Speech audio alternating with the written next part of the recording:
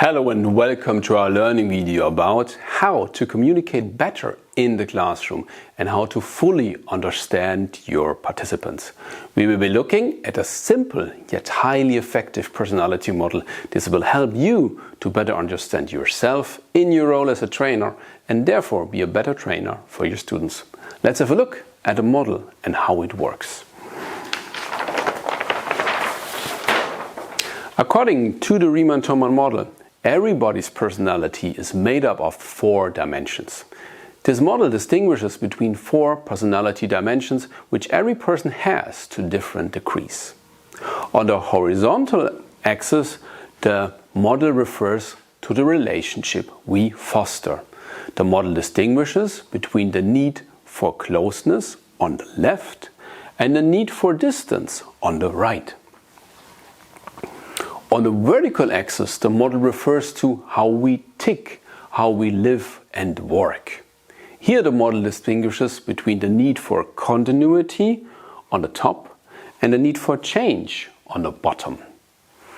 We will look at the details of each of the 4 dimensions and also the advantages and the disadvantages of each dimension. Let's start with the first dimension on the vertical axis, continuity. Someone with a high need of continuity is very reliable, very orderly and thorough. This person has a very systemized approach to life. These are the advantages of continuity. When these positive aspects are over-exaggerated, they become disadvantages. In this case, the need of continuity might lead a person to become dogmatic, controlling, inflexible and lost in detail.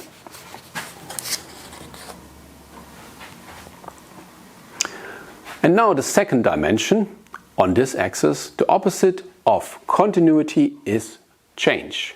People with a high need of change are creative, good at improvising, charming and very flexible. And yet there are also potential disadvantages. For example, being chaotic, unreliable, shallow or reckless. This was the explanation of the 2 personality traits, continuity and change, on the vertical axis. Now let's look at the horizontal axis. The 2 personality dimensions on the horizontal axis are closeness and distance and describe how we foster relationship. Let's start with closeness. Here on the left, a person with a high need of closeness is warm-hearted, extroverted, harmonious and has a good understanding of others. The potential downside of closeness is that such a person finds it hard to say no and to set boundaries, is very dependent on others and how others see them, avoids conflict and is selfless, meaning too quick to compromise. At the other end of the axis is the desire for distance in relationship. A distant person can easily set boundaries, is determined, likes being independent and comes across as intellectual.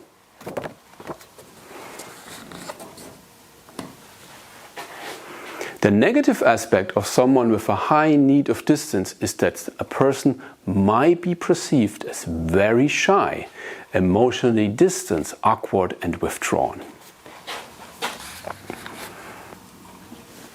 These are the 4 dimensions of our personality, and each one of us has all 4 aspects to different degrees in our personality. Some aspects will be more dominant, others are less obvious. So how does this translate into our teaching role? What is the ideal trainer personality according to the Riemann-Thomann model? Let's find out. Teaching with the Riemann-Thomann model. On the vertical axis, the ideal trainer has a good portion of continuity, and this is shown in his or her teaching by being well structured with a step-by-step didactic and planning ahead. On the other side, the ideal trainer has a healthy portion of change, which enables him or her to be lively and entertaining.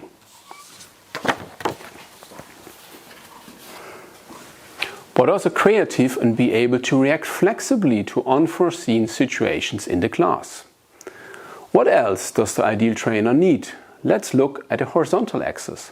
The ideal trainer has a well-established dimension of closeness, which means they easily establish relationship with students.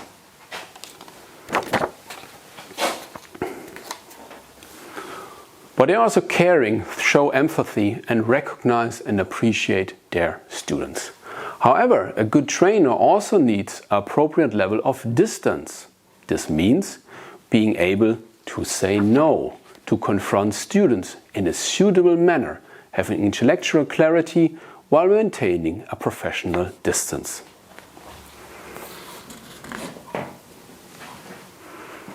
All this aspect supports the trainer's professional role. As you can see, the ideal trainer thrives by being well-balanced teaching personality, meaning this person possesses continuity and change, as well as closeness and distance. The balance of all four dimensions makes you the ideal trainer. Let us all aim to reach this ideal balance in our professional role for the sake of our students. Thanks for watching. My name is Michael Wurster. I'm grateful for your time. For more on professional communication, training, team development and mental strategies, please visit my webpage, which is www.coaching-pilot.com. Once again, thanks for watching and bye-bye.